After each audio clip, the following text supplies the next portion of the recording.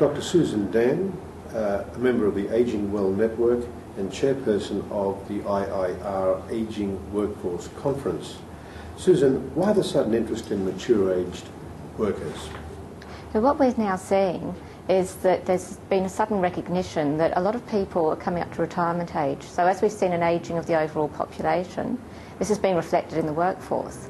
And what's happened is that a number of organisations have always assumed that there's going to be a large number of young people coming out of school, coming out of university, and they'll easily be able to replace those people who are retiring.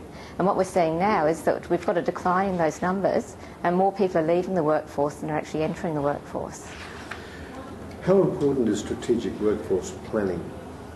Strategic workforce planning is absolutely critical, that each organisation is different.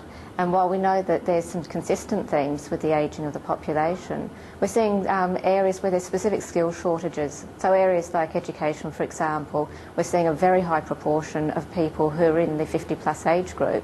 And a lot of those people will be retired within the next 10 years, and we just don't have the people coming up. So in order to address that issue before it becomes a crisis, we do need to incorporate how we retain and manage the ageing workforce, and in particular looking at issues like extending work life through flexible work practices. Susan, how valuable has this conference been in debating workforce planning?